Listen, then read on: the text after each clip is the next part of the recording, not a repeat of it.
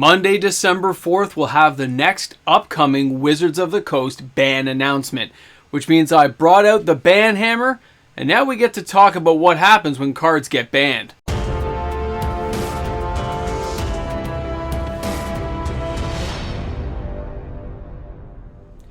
Whenever Wizards of the Coast makes an announcement about an upcoming banning, that also means cards could get unbanned. Things could come back into play that are no longer there. But players always like to speculate on which cards are going to go and which cards could possibly come back. Welcome back, everyone. MTG Moxman here. Thanks again for hanging out with me on the channel today. Yeah, I brought the ban hammer, but I don't think we're swinging it today. We'll have to wait until December 4th to get a real discussion going about what cards got unbanned or banned or whatever Wizards of the Coast decides to do. So really, what are we talking about? Well, when we have something coming up that's going to be a banning, and players have speculated on which cards are going to get banned, or what they think Wizards of the Coast is finally fed up with and has to do away with, players will start selling off cards en masse. You know, the elementals and stuff like Fury and stuff, I've heard a lot of chatter about that. Oh, Orcish Bowmaster, the One Ring. There's a whole host selection of cards that players, for whatever reason, may like to see banned. They would like to see them gone from the game and out of their way to make it a more playable, enjoyable format for everyone. And in some cases, Wizards of the Coast makes the right decision. I'll be honest. I used to think of bannings as always unnecessary. Me personally, we grew up in a time in Magic where there were no bannings. Okay, nothing happened. You played with whatever you wanted to play with. So I've always had a hard time because I figure you've always got to build a well-rounded deck that can deal with multiple threat levels.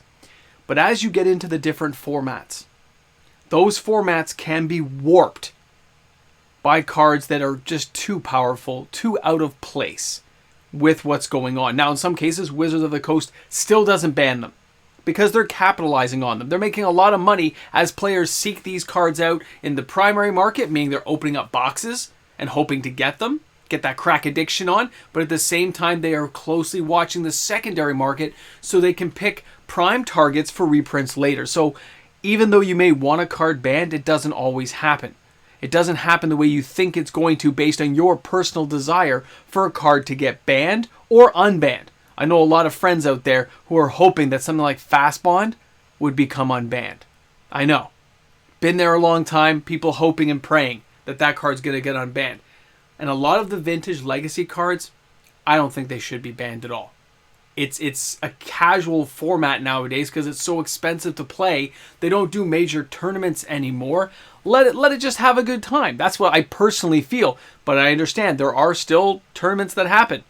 There are the higher echelon players out there with big pocketbooks who still show up and try to play these old school style games.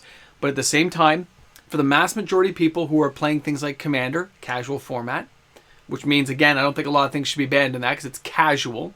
But we've got Standard, you got Pioneer, you got all kinds of other formats, including Arena, where certain cards may have to be banned based on what's going on in the meta, inside the gaming field in which players are enjoying the game.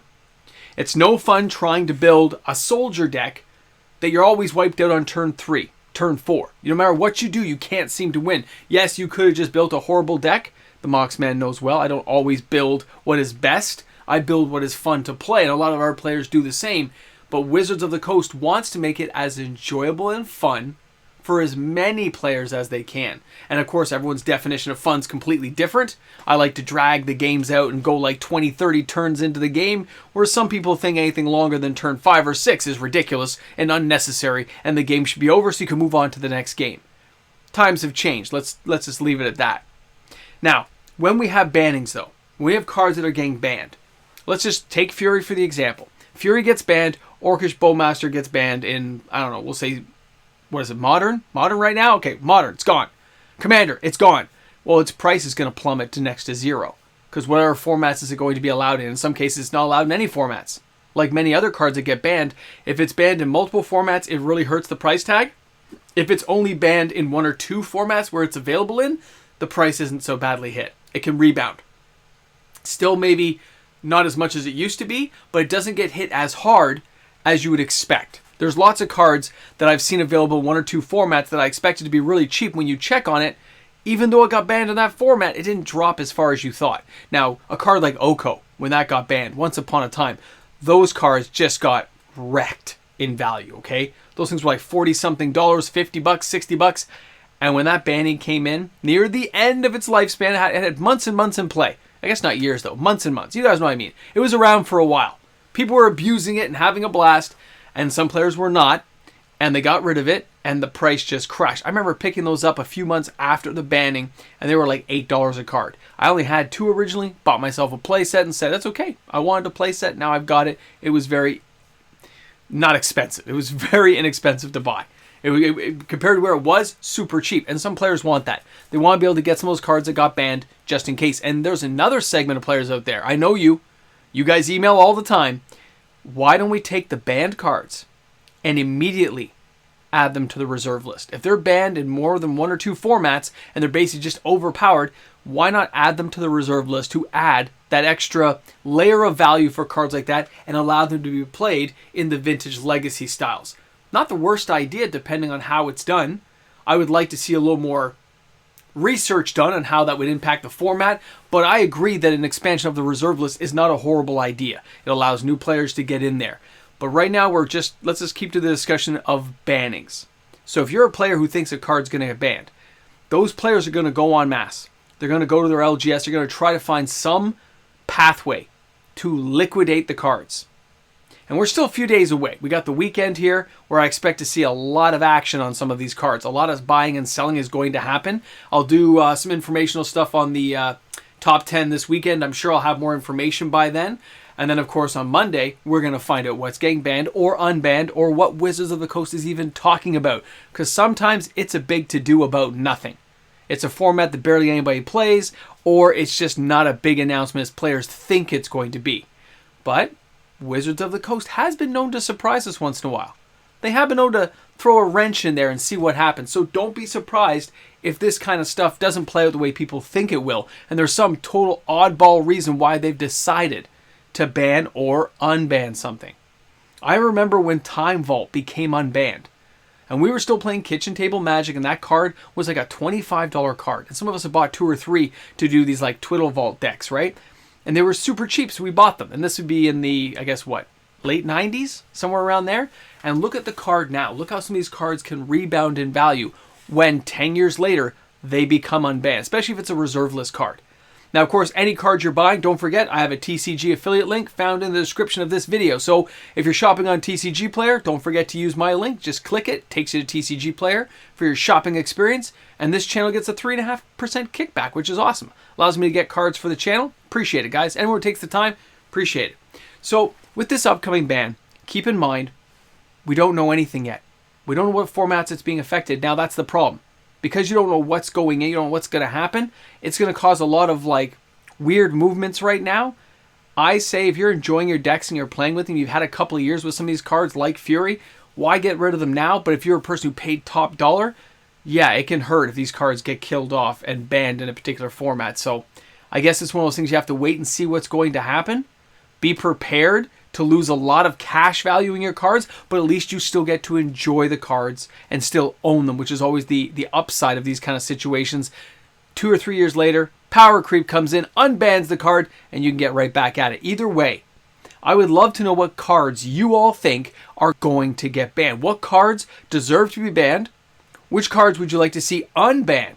Both of them. I'd love to see those in the comments section so I can get a good consensus of what you guys are thinking out there. And of course, joining in the conversation right now, because Wizards of the Coast apparently looks at a lot of this information. They'll look at a lot of different avenues of information on Reddit boards and stuff to find out what players are kvetching about, what players like and dislike. They've been taking surveys again. It looks like Wizards of the Coast is taking that personal touch to see how we all feel.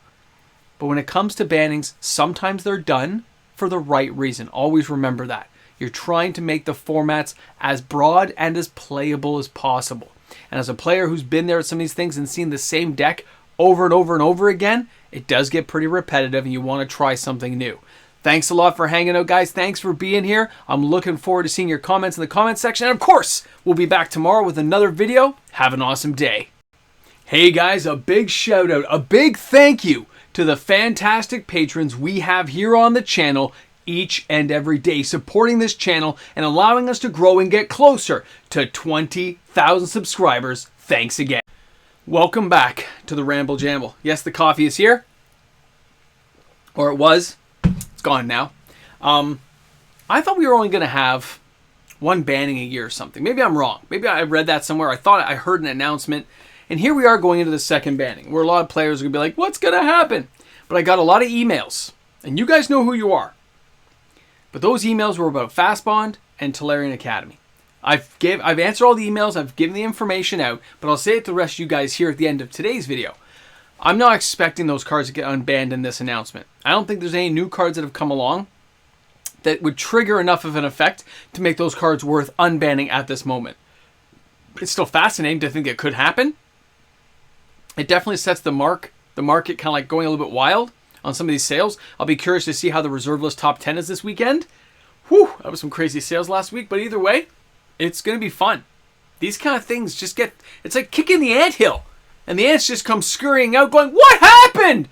I love that stuff because it just shows you that everyone who says they don't care about the value of their cards, it's okay, it's not important. They do care though. They care. Yeah, it was a water bottle. I know I'm messy, I can't help it. I should have somebody come over here and help me clean up. Where's Minimox? I should make him clean up. Earn that kid a couple of bucks towards some dual lands. Either way, thanks for hanging out. Thanks for being here. And I will see you guys tomorrow for another video. Chill out. Have a good time. Don't forget. No, you can forget whatever you want. My coffee's gone. I'm done. I'll see you guys tomorrow.